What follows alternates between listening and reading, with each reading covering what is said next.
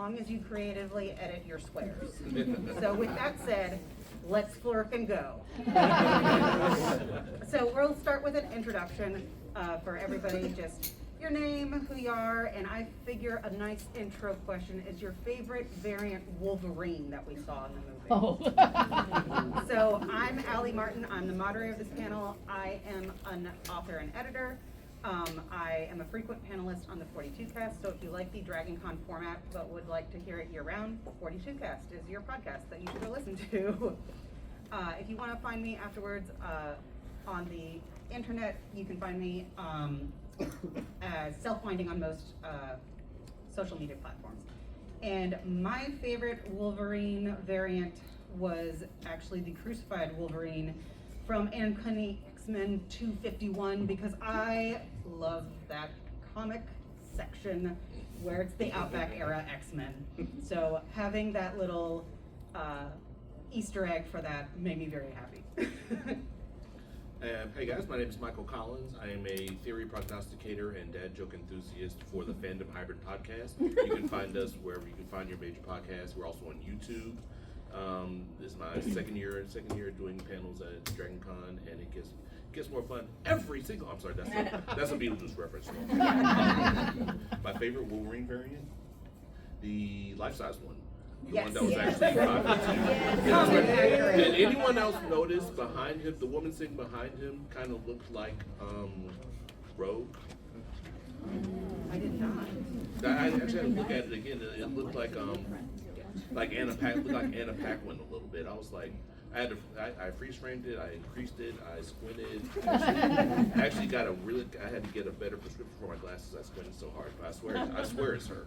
So next time you guys get a found version of this movie, go ahead, just look at it and see if I'm right. I could be wrong. Hi everyone, I'm Trey Lawson. I teach British Literature and Film Studies at Columbia College in South Carolina, and I co-host the Tomb of Ideas podcast for Cinepunks.com, where we look at Marvel horror and monster comics. And this is my first ever Dragon Con panel. My favorite Wolverine variant in the movie was Age of Apocalypse. He had amazing hair. Yeah, every single one of those delighted me. I feel like there's really kind of no better place to start than the variants that we saw from the pruned universes. Because I feel like that's what is on everybody's mind. So, which returning actor surprised you the most that they actually came back to the role? I mean, Blade. Yeah. I was out of everything. I tried so hard to not see any spoilers. Like YouTube almost got me 3 times. I was like, Mic closer to your face. it's like YouTube almost had me 3 times, but I did not expect to see Wesley Snipes coming out after a growl and be Blade. Yeah. And literally, I think from a fan standpoint, for someone who's actually seen all 3 Blades in the theater and loved Wesley Snipes, I literally lost my mind. I almost bit my wife. She was like, "You're not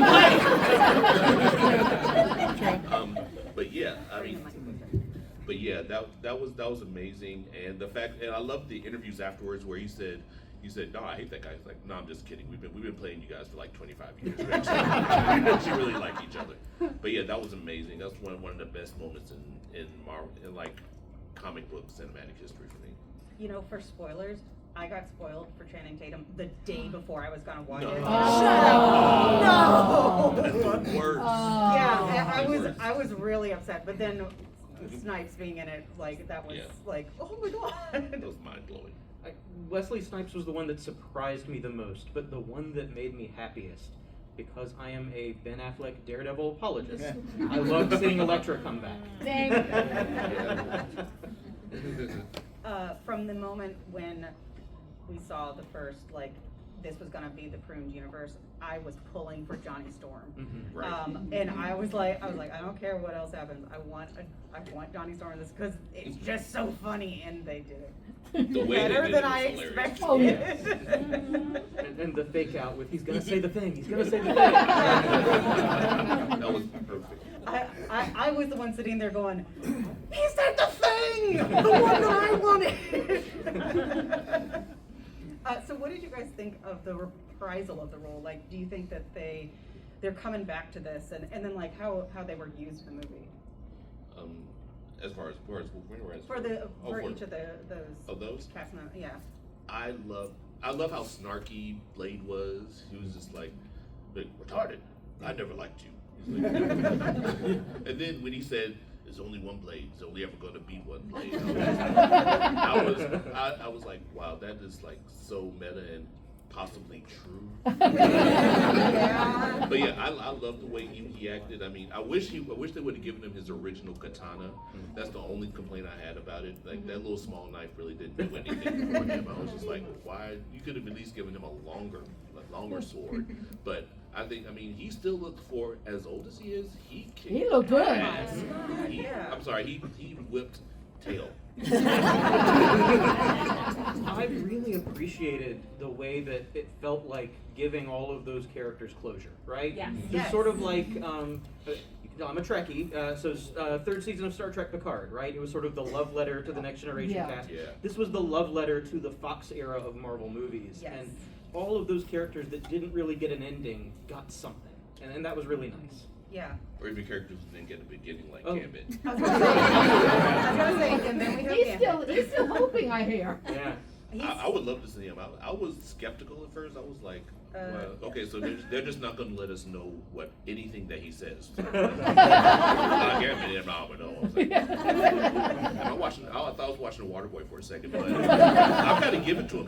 He was incredible in this movie. Oh, yeah. Like all you could see how the card play that he did was just spot on. I was just like, okay, I actually want to see a Gambit movie now. And especially comparing to the only other live action was Taylor Kitsch in X-Men Origins. Yeah. And this was so much more like the comics. Yeah. Yeah, I was never sold on Channing Tatum as Gambit, but I watched an interview with him talking about specifically the dialect. Yeah. And that apparently Ryan Reynolds would say things like, "We don't need to hear your line." And so then he would come up with that absolute nonsense that you can't understand anything. And then he would say, "Okay, we need to hear this one." And so that is why it would go back and forth between intelligible and absolutely not intelligible. It was like watching Boomhauer on King of the Hill, right? and like I suspected that might have been the case, but I was very happy when it got confirmed. Because I had been like on the fence, and then I was like, okay, I'm still on the fence, and then I'm like, never mind. But yeah, I thought that it was so great to see him, and like the enthusiasm he has for that role matches the enthusiasm that Ryan Reynolds has for Deadpool.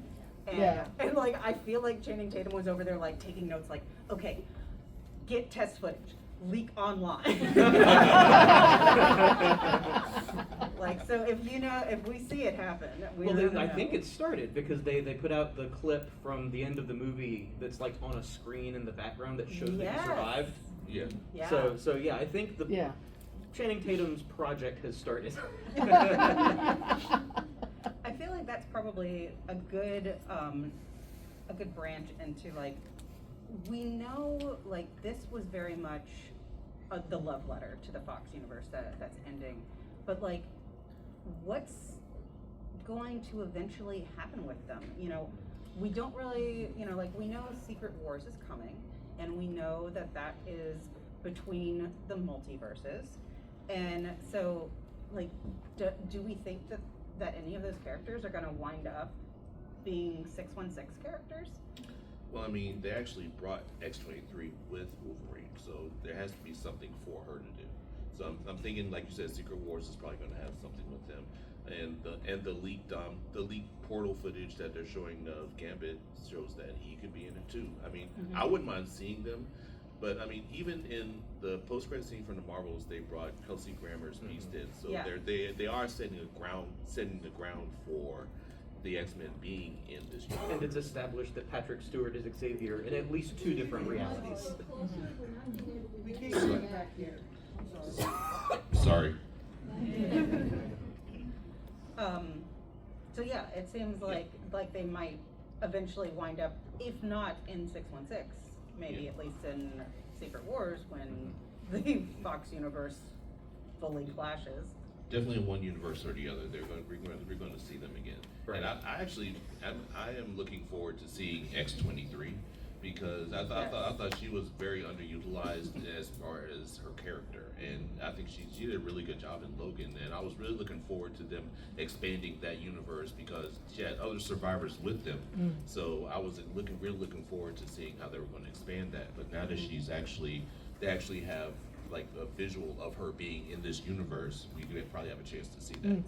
Yeah, of all the characters who I would love to see come into our MCU, Laura's Yeah. top of my list. Mhm. Yeah, Daphne Keane is a fantastic X-23, and I personally would like for Hugh Jackman to fully bequeath Wolverine to her. I mean, if they could pull anything from those comics where X-23 is the Wolverine, Yeah, that would just make for fantastic movie material. yeah, I agree. I want to see another sequel. Those two work too well together. You're pulling for Deadpool 4. Oh, absolutely. Absolutely. I'm still waiting. I want since the great Stan Lee is gone. I've been wanting to have Deadpool do Stan Lee like cameos throughout the whole MCU. Oh. just haphazardly walking through eating a chimichanga. Wall, say hi to the audience. Exactly, and like nudging somebody over a building or something, and just keep walking. I've been looking forward to that like for a while since the first Deadpool movie. That would be amazing. I think it would. Like, just have him in the background, of whatever battle is going on, and he just like, boop. I also think now that we've sort of gotten them both in different Deadpool movies, it's time for Wolverine and Cable to meet. Yes, yeah. Yeah. I mean, I'm pulling for Deadpool and Spider-Man. Yeah. It's the other. So many ship fan it. fics coming to life. I'm not there, like, with these actors. I think Ryan Reynolds could ship with anyone. That's true. So, what did you guys think of Cassandra Nova as the pick for villain? I thought this was rather unexpected for a Deadpool movie. Yeah, I mean, I actually liked her. I thought her from me not having the knowledge of her in the comic books. Mhm. I thought she did pretty well. I mean, she pulled Johnny Storm's skin off of her. And that's one of my favorite parts when he just stood there, blinked, and just fell apart. But I thought she was really. I mean, for a villain, she was ruthless. I liked how she. I mean, her putting fingers inside of someone's brain and reading it. Oh, yeah. Just how visceral and tactile Yeah. her psychic powers were compared to what we would see Charles Xavier do. Yeah. Just really made her creepy and interesting to watch. Yeah, being an X fan, I am very familiar with Cassandra Nova, and I was just like, this is an interesting choice, but Right. man, like, she was amazing. Yeah. Like, so creepy, and it was such an interesting choice to put her in the Void and put her in charge of the Void. Right. So I liked how they even incorporated her into this specific corner of the MCU. But Speak up a little bit. we're still not. Yeah. Oh goodness. Well, the mask's kind of muffled too. Nobody can hear you guys, so either please project or get friends with the mics. We're just gonna have to pick them up. Okay, what do you guys?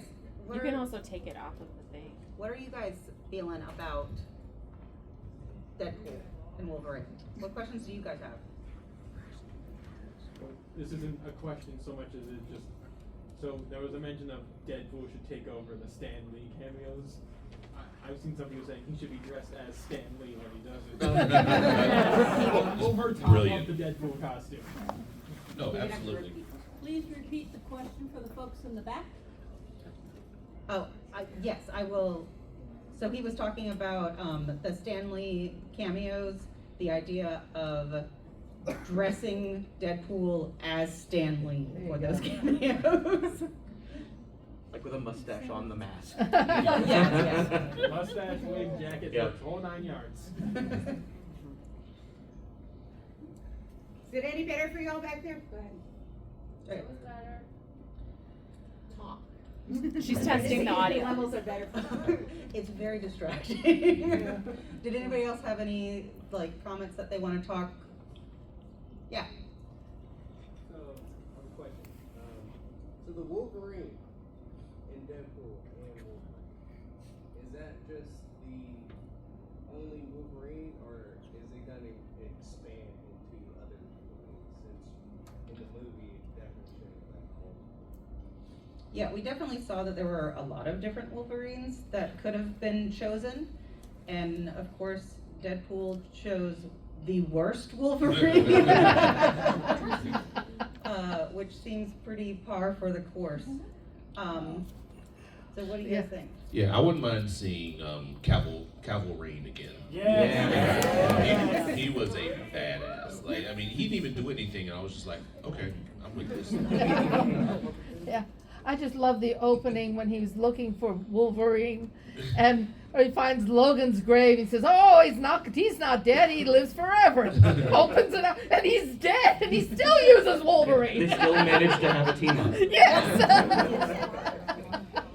Yeah, how did you like after seeing all of the trailer footage of that fight, discovering all of that fight was using Logan's skeleton? Yes, that was wonderful. I was totally surprised because in the trailer you get such short glimpses of it. Yeah. I thought that he was going to the fight in the snow from the opening of Age of Ultron.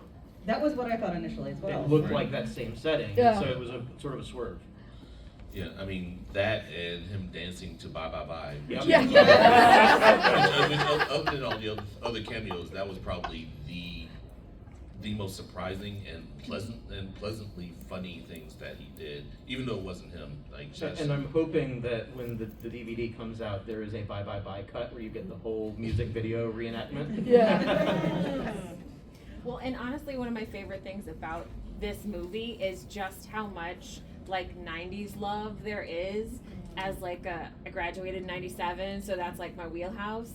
Mhm. But also the kids online doing the Bye Bye Bye dance and calling it the Deadpool dance, and I'm like, oh, So yeah, the amount of 90s love there was in the film, I appreciated it as well. I graduated in 99. So I am very much of that era. And yeah, kids online calling Bye Bye Bye dance the Deadpool dance. That makes my back hurt.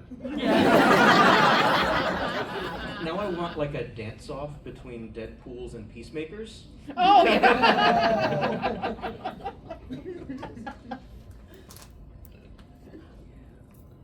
Do you want to know what Gambit was actually saying? Since you didn't know what he was saying when he was introducing himself, he was actually speaking Cajun. Yes. Well, there were They lines. Tom Roulette means let the good times roll. Yes, yeah. And Kuyon is an insult. Yes. So Yeah.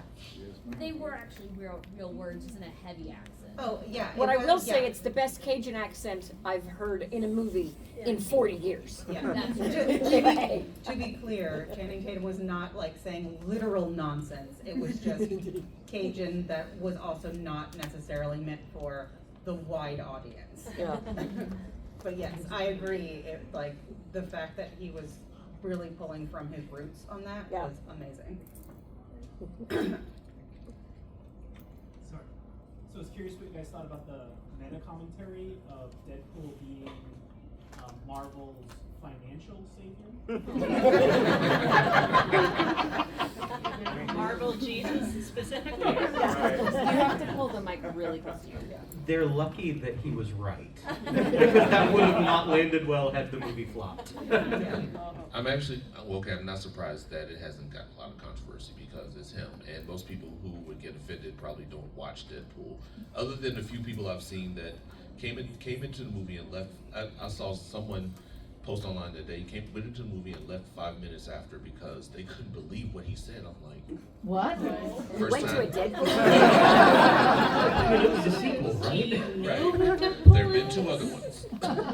And they brought their 3-year-old with them. Right, right. But I mean, technically, it's done $1 billion in sales worldwide, and it's Yeah. bringing more attention back to the Marvel universe as long as they don't fumble it again. I mean, And I love little dog pool. So ugly. she was adorable. So ugly. Yeah, where's her sequel? Mary Poppins. I was actually gonna say, do you think if we get a Deadpool 4, do you think Deadpool might come back? What do you think? She's still alive. I hope so. Without a shadow of a doubt. I saw some like deleted scene or deleted something that seemed to indicate that more of the Deadpool core had joined them. There was like a picture of Peter on the couch with I think Dogpool and Headpool. Yeah, I saw that too, yeah. Yeah. So there's some indication. I do think it's interesting though that we had all that marketing around the Marvel Jesus idea. And I think everyone went into it then thinking that this was going to be like a different kind of movie. and it wound up being so much about the Fox universe and not the MCU at all, because that representation of the TVA, what? Like that's not what we saw in Loki almost at all. And the reason why, if you don't know, they were writing the season 2 of Loki and the Deadpool movie at the same time. Oh. So they couldn't really compare notes. And so it was just kind of like, we're not gonna worry about making a lot of sense out of it. But a lot of the MCU is afterthought, not forethought. And I don't mean that as an insult. I mean, that's really how it works. But that is something that they're starting to change too. Well, what we basically are shifting to is a slowed down version. And so that's why the only movie coming out this year is Deadpool and Wolverine. And hopefully that means that going forward, we will see the quality that we expect again. I think there was somebody else up hand before you and then you. Yeah, all the way in back. Yes. Are there going to be more versions of Deadpool? We see like Deadpool or the rest of them? I don't know. Oh. We are not insiders, unfortunately. I was told to ask about this question by a friend. I would hope so, because I hope so, yeah. I mean, all of them that came through that portal were just, I mean, there were so many Easter eggs. Like, Yeah. I felt sorry for the chickens that laid them. It was just like, but yeah, I'm sure that if there's another movie with Deadpool in it, that they'll try to fit one of them in, whether it's Deadpool just buzzing past him in the background or something. It has to be. And while we're talking about things we'd like to see, there is another season of What If coming. I'd love to see Yes. Deadpool pop up in What If. Oh my god. Yeah. My guess is one of the reasons all the Deadpools came through was for sequel opportunities, and so that we could see them in other versions and other movies and TV shows. And I mean, I think we're all the better for it. Yeah, I would personally love to see more of Lady Pool. Yeah. That's a character that I like a lot, so I was kind of disappointed that it was such a brief Yeah. moment. And Marvel doesn't do anything like just haphazardly. If they put a character in a movie or they introduce somebody, it's going to be somewhere in the MCU or somewhere in that universe somewhere. I mean, it's very rare that they drop something that they know that people are anticipating and they don't use it. So I'm anticipating that they do. Yeah, everything's on the table. Yeah. All right, here and then in the back. So what I'm trying to see, every time there's a big movie that crosses that $1 billion mark or close to it, there is a minor course correction for Marvel movies coming next. I want to see where this goes. So this is the first R-rated Marvel movie, okay? This is also one that is almost a complete comedy, not counting successful comedy. I want to see where this goes forward with how are we going to evaluate. So like the next movie is the new Captain America movie. Where is that? That's going to be a serious movie, but after that, are we going to course correct and get more cameos? Are we going to get more passion within each movie moving forward? So basically asking, if anyone couldn't hear, that Marvel tends to kind of course correct and pay attention to what's successful, and wondering if we might see influences of Deadpool on other Marvel upcoming movies. They're doing reshoots to Captain America, but it has been mostly around adding in Giancarlo Esposito's character. I don't think that's funny. I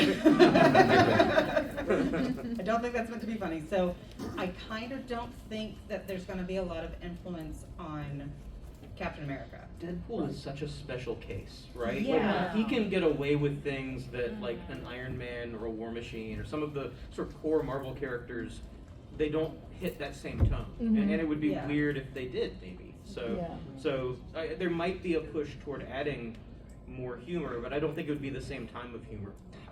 Certainly not meta the way Deadpool is. I could see a version of Thunderbolts that is funny, Yes. but I'm not sure that that's what they were doing. Like that's what their plan was. I could see that going the Guardians of the Galaxy route. Yes, exactly.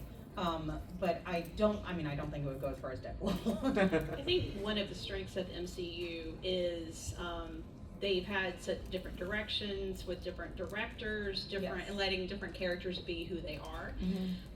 So some of them are obviously going to take very different tones, but I think it's to the betterment of the MCU altogether.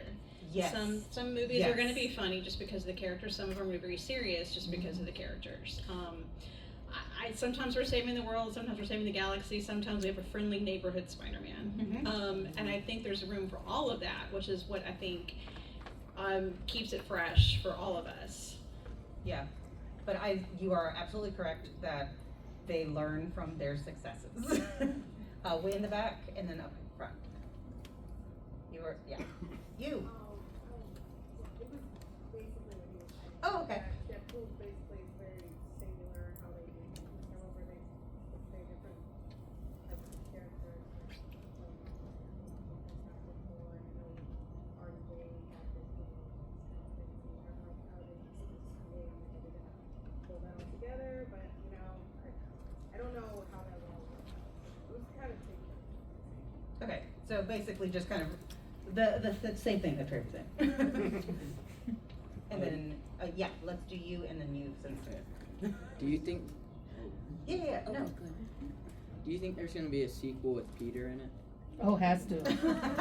Peter has to be in everyone now. He's in every universe. There's a Peter in every universe, so yes, there has to be. He is the entire Deadpool Corps' favorite person. Everyone loves Peter. Everyone loves Peter. I would love to see Peter again in something. You know what? Let's make the Peter cameo the Stanley. So they used to do those Marvel one-shots where it was like short films I want some Peter one-shots. That would be What's he awesome. up to while everything else is happening? Yeah, I think a Peter one-shot, a Peter one-shot series would be great. Or just like Peter like walking in on a convenience store robbery and accidentally taking care of everyone that was trying to rob him. Yeah. Without knowing it at all. I like the idea. Every time a movie comes out, there's a Peter one-shot with it. Yes. Just checking in on him with Deadpool and the dog pool. Yeah. Meanwhile, Peter. Right. This might sound like a And then stretcher. you. This might sound like a stretcher, but if we do get a Deadpool, what do you think the plot would be surrounded by, or what would it be about? What do you think? If there was something, it would definitely be coming after Secret Wars. So, who knows? They may use Secret Wars as an opportunity to reboot the universe and characters, recast people that we know. So, it is I can't even begin to speculate. I mean, they could attempt Deadpool kills them all. I have thought of Deadpool kills the Marvel universe. Kills the Marvel universe. If you haven't read that It's a great series. it's amazing. It's incredible. What if, like how we were talking about what if that was like on What If? That'd be great. Yeah. I will say, unfortunately, season 3 is apparently going to be the last season of What If. Right. Not to disappoint everyone, cherish it as it airs. It made too much money. They have to make another one. It was finally getting good, so yeah, let's end it. But it would also be cool if he popped up in X-Men '97. Oh, yeah, yeah. Okay, there was somebody else, yeah, and then you. Hey, it's been like a string of movies where we explore the multiverse, and I know that audiences generally are kind of getting tired of it. With this continuing to explore the multiverse, do you think that's something that will re-endear it to the audiences, or is that something that we're still kind of on the back burner about? I mean, one thing that I have to say is, we're in the multiverse saga, so everyone who's tired of it, I'm sorry. like this is what they decided. I feel like they're gonna try to shorten it a little bit. If you haven't noticed, like some of the titles that they were going to put out have been pushed back further. So I think that they have heard that exhaustion and are doing some course correction. They do a lot of course correction at Marvel. So I think there will be some. Do you think it's going to revitalize any enthusiasm? I would argue that a danger with multiverse stories is it can devalue characters, right? Because Yes. if there's infinite versions of a character, the stakes start to feel lower. Sort of feel that with the Doctor Strange sequel, which I mostly liked, but all of those sort of alternate Illuminati characters who just get immediately dispatched by Scarlet Witch, and you don't really care about them. Here, these were characters that we did care about all the way through. And so that made the multiversal story work because the movie worked to make us care. And so I think that's the main thing is just being invested in the characters. I think that when this first started, I said this is either going to be the best thing they've ever done or it's going to be a train wreck. And it's like, because the multiverse is very, like you said, it's a very intricate thing to do because you have to walk a fine line between giving you too much or giving you just enough or not giving you enough. And they just did not find balance in anything that they really did.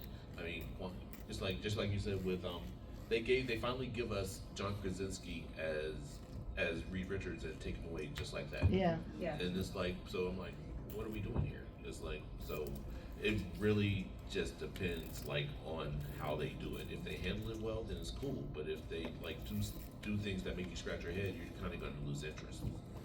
I think it gets to be interesting too when you compare the comics with like the movies and TV shows because those are very different media.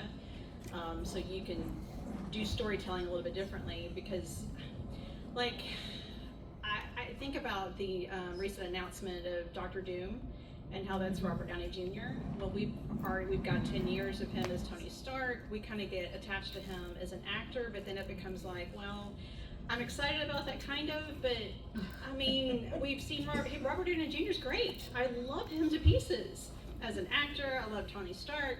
But then it becomes like, are there only 5 actors in the MCU? I mean, I was like both excited, like, well, could there have been somebody else? Because it's a visual media, we become attached to these people specifically. So the MCU is Canada in the early 90s. UK. Or like the BBC in the Or like, 70s. yes, yeah. Just 10 the actors, same 5 actors sets. over and over. Yeah. Here, and then the Wolverine follows. I heard Captain Marvel was supposed to make an appearance at one point, but that got removed from the film. What do you guys think about that? Well, I'm in the minority that thought that all the Captain Marvel, Miss Marvel, and the Marvels was actually really good. I like I'm right there with you. It was Yeah. great. I like it. I thought it was good. I think they were just getting slack from I love like the no flirtings. reason. Yeah. I don't think I've heard that, but it would have been interesting to see how they would have put them in the void. Mm-hmm. Like just, I mean, I could see just Brie Larson looking around bewildered, like, well, what exactly am I doing here? or it could be how Monica Rambeau gets lifted from where she ended in the Marvels to there. That would have been cool. So, yeah. I mean, there's a lot of things they could have done. That actually would have been pretty cool. I do like with Deadpool and Wolverine that they messed with this. Like I went to that movie spoiler free, and to see Chris It's amazing. Evans, Yeah. I know, right? I don't know how that happened, but that's see Chris Evans, I'm like, oh my god, how did Captain America end up here? And then it's not. Along those same I lines. think I screamed out loud in front of people. I was like, that is cool. Now we're kind of subverting some things in a way, or expectations of the audience, and I absolutely loved that. I went in the middle of a weekday, so I was not in like a really crowded theater, but there were some people on the row with me, and like when the Johnny Farm, I freaked out, and they were like, what the hell? There's something to be said about going to see a movie by yourself, like with strangers, and going to see it with a group of geeks. I went with this group called MCUATL. They had a screening of it, and it was all people who were fans. And so like when everything happened, like when Blade came, the place erupted. When Wolverine's shirt came off, a different kind of. Oh.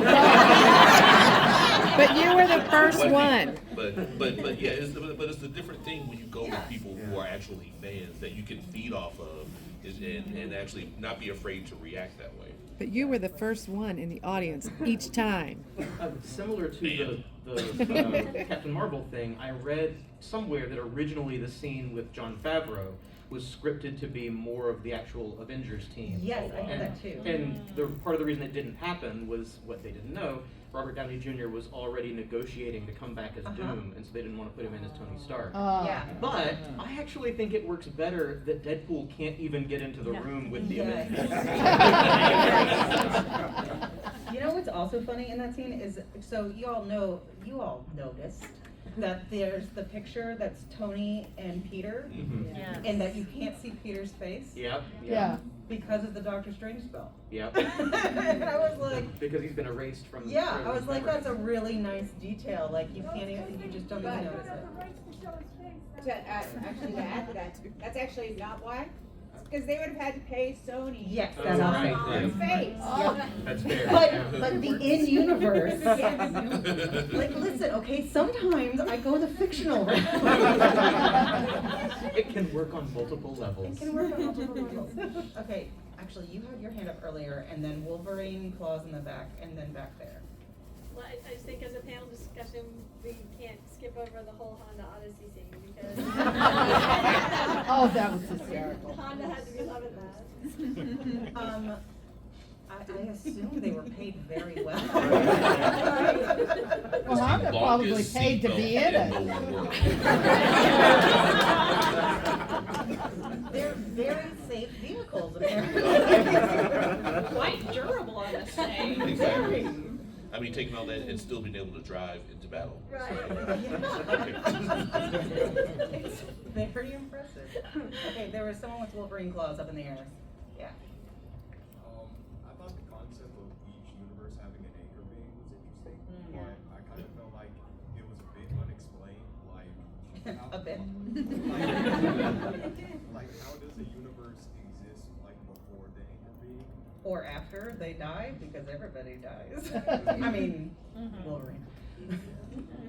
90 till you're 90. Yeah, so anchor beings. I'm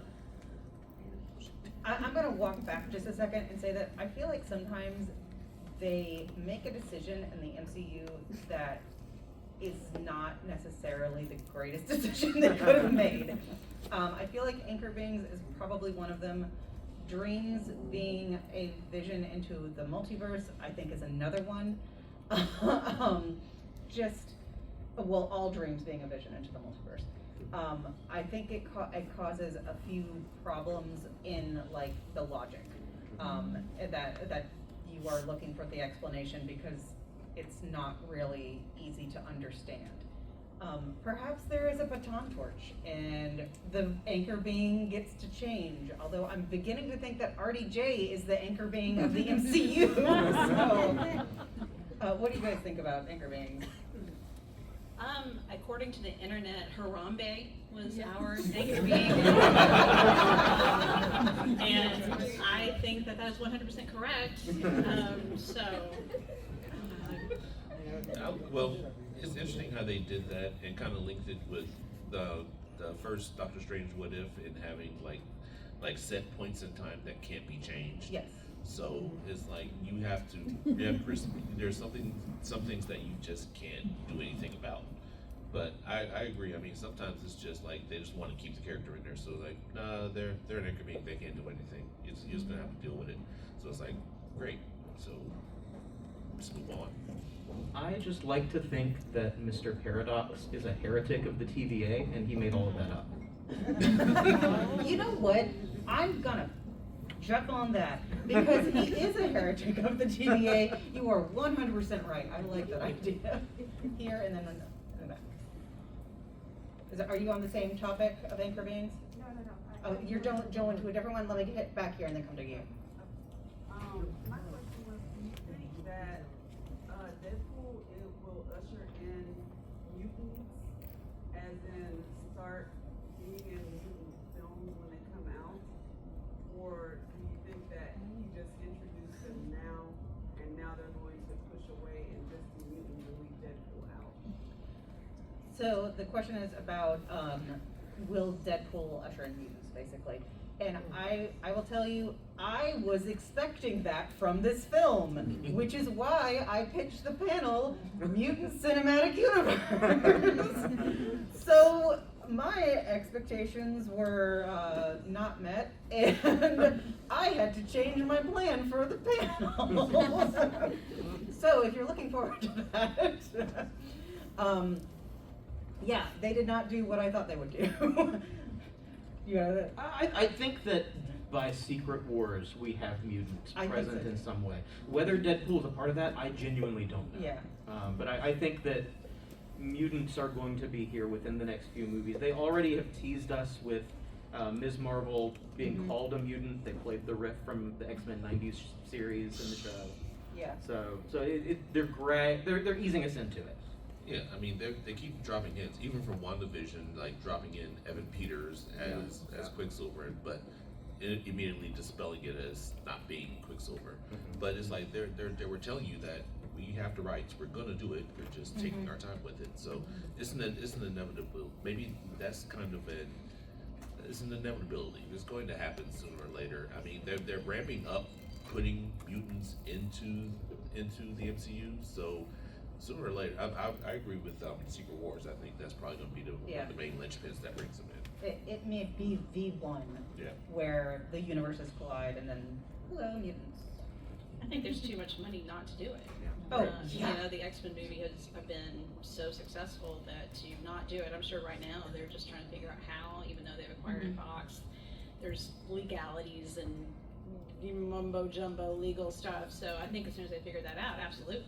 Actually, your comment about the $1 billion movie influence, I would not be the least bit surprised to see more mutants starting to appear faster, because, and I will not be the least bit surprised if we see Hugh Jackman again.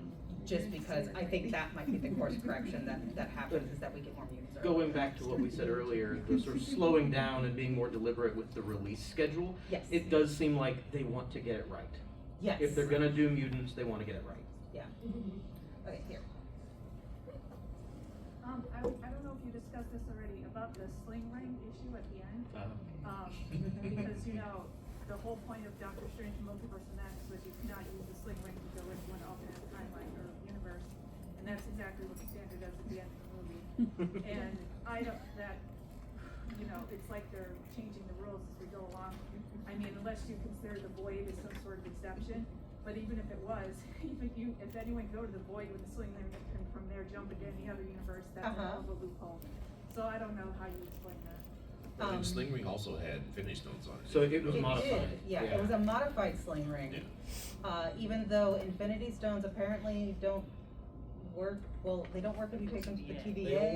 They only work in the universe that they were a part They were of. found part of. But I guess if the void is no universe. If it is used as, say, like the negative zone, okay?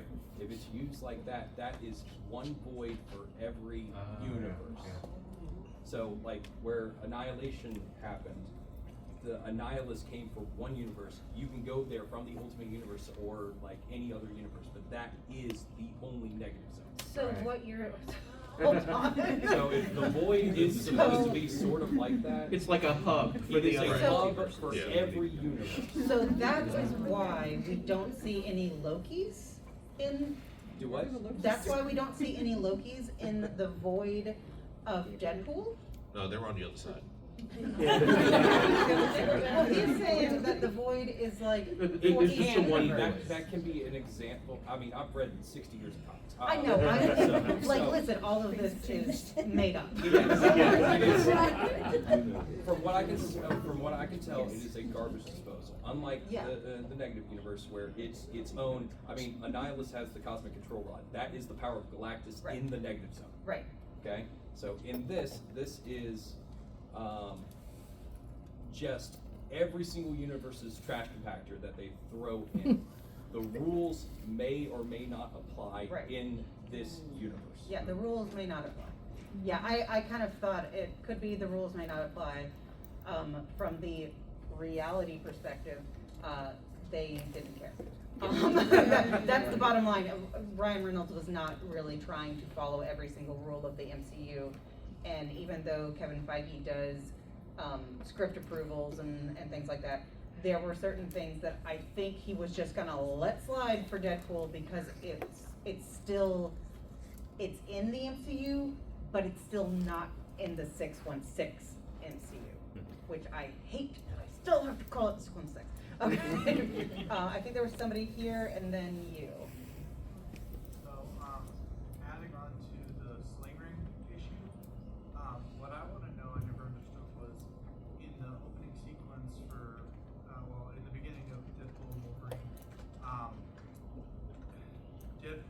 they show Deadpool when he goes on his joyride, killing off everybody, killing Hitler and everything, but, or almost killing Hitler, but they show when he's in Stark Tower or the Avengers complex interviewing to be an Avenger. How did he get there if Cable's time thing can only travel in time, not through the multiverse? Go for it. So, timeline from Cable. Cable comes from a future where his future will never happen because he went back in time and changed it. Now, in the grand scheme of things, his future does happen. Okay, it just becomes a splinter off the timeline. So now we're already traveling through the multiverse. So right, he's already traveling through the multiverse. He can do that because of the sliding time scale that Marvel uses. Yeah. Or basically just because it looks cool. Yeah, I think just plot reasons. There was over on the side, and then you, and then. Speaking of Kevin having script approval of all the movies, Deadpool mentions many times that the MCU's at a quote-unquote low point. Is this Marvel actually accepting that or realizing that, hey, we're not as high as we used to be? I mean, does Marvel know that it's at a low point? Yes, they know their financial figures. They know what the box office is. What better way to acknowledge that to the fans than to let Ryan Reynolds poke fun at it? You know, I think it also kind of acknowledges that they're in on the joke. They understand. Anybody else want to add? Well, they're not too precious about it, Yes. Because I think at the end of the day, they want to make money. And so they're not going to get their ego as tied up into that as they could. You know? So, I mean, Ryan Reynolds was able to make a bunch of jokes I was surprised they let in. Yes. But it made the movie funnier. It showed that they acknowledged what we had been saying on the internet and in forums like this, and that they were aware. And that self-awareness, I think, just made me love them even more. And Deadpool obviously was the vehicle to be able to poke fun at the MCU. Alright, so there was somebody over here. None of you are the ones that I was pointing at earlier. What happened? Let's go here and then over there with the glove and then you again. Yeah, you, sir. I really enjoyed the romance in the first movie a lot, like with Vanessa and everything. I think it's a good dramatic whole for the first movie. I thought it was kind of strange. I wondered what you guys thought of how Vanessa handled in Deadpool and Wolverine. It's just kind of swept to the side a little bit and then explained at the end. I don't know. It was just kind of strange to me. What do you guys think? A necessary evil of expanding the ensemble so much, having so many characters, is that the ones that were there before get less to do. It kind of sucks, but yeah, I wanted more of Vanessa. I wanted more of Negasonic Teenage Warhead. I wanted more of Colossus, but at the same time, if you give them more to do, then you're spending less time with Blade or less time with Elektra. Yeah. Extended edition. Yeah, and I also think that they were trying, at one point they were trying to show that him going back and like saving her life and doing all this other stuff affected their relationship at a certain point. So it's like, and him going back and trying to fix everything had him neglecting her because he's going away trying to fix things and he's not paying attention to her. So I think there's a lot of parallels to that too. Yeah, I don't know. I mean, I know that there wasn't going to be room for all these characters to have a part, and I'm okay with that. I mean, we certainly got our buddy adventure with Deadpool and Wolverine, and you know, it was fun and it was enjoyable. I don't know why they had to break them up though, because they could have been like, you know, oh sweetie, you know, and then gone on their adventure. You know, I don't know why they had to. It didn't add anything to the plot to me. So for me, one of the things has to do with what the film is about. And so Deadpool tells us in the first film is a love story. And that's what the main plot is about. Yeah. The second film is a family movie. He doesn't tell us what the third film is, but if you think about that same kind of structure, it's a coming of age movie. And so, because he learns to accept his place and he matures and realizes that it's not about avenging because he needs to avenge, he is avenging because the world needs him to. And he comes to that point. And so I think part of it is just the structure of the film. And so it didn't need that romance as it needed in other films. Okay, there was a gloved hand over here. So I had a question about, it's almost like an X-Men question. They're sort of displaced all over. Like there's Deadpool, Wolverine in one universe, the Marvels ended in another universe, there was some X-Men, and then in the new Captain America movie they're talking about adamantium and stuff. Is this all going to become one team? Do you know anything about that, or is this just different superheroes across the multiverse? At this point, it's different superheroes across the multiverse. Okay, so We will wait and see what happens with Secret Wars. I will we're also expecting say, incursions. if you want to speculate on that, come to the Mutant Cinematic Universe panel. I mean, there has been indications of Wolverine being in one of the universes. Like he was in there was an arc. Oh, She-Hulk. She-Hulk. Yeah, there was an article in the paper about someone with claws rampaging and stuff like that. Yeah. And they finally give us something about doing what this big ass statue is doing in the middle of the ocean for the Eternals, but we're not getting another Eternals movie, so they're just going to be like, okay, it's adamantium. Next, that's pretty much going to be it. So, as far as tying it all together, good luck. I mean, that's a lot to tie together. Yeah. It's like, you know, I mean, they're just pretty much like soldering loose ends and hoping that the connection's made. So we'll see how it goes, but it's going to be interesting to see. All right, this is our last question. With Deadpool being like non-consensual in the comics, do you guys think that they're ever going to like genuinely, in a meaningful way, explore his sexuality in movies? Will we genuinely embrace Deadpool's pansexuality in the movies? It's always a joke. I will tell you, not as long as China makes as much money for Marvel as it does. That is one of the big reasons that blocks a lot of the LGBT representation in those movies. It's because they need to be able to get past the China screening. And it's a huge chunk of money. Like it is an amount of money that is just shocking. I was reading an article the other day that Chinese audience taste has been shifting away from Hollywood, and so that might affect the calculus. If they don't see that as a value anymore, then they might not bow to that market. Yeah, but as long as they are bowing to that market, we probably won't see it, except for the wink and nudge that we've been getting. It's unfortunate. I hope to see that change, but, those of us who lived in the 90s, we didn't even get the wink in the nudge. I'm surprised they were able to talk as much about his inclinations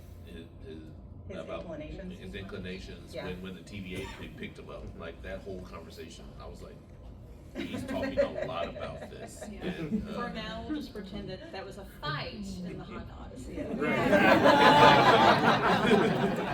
So I mean, there'll probably still be suggestions. I mean, just like the whole nickname for cocaine thing is like, like you know, they know that there's certain things they can and can't say, and they're gonna poke fun at it all they want to and give you the little hints, but do everything but basically say it and go forward with it.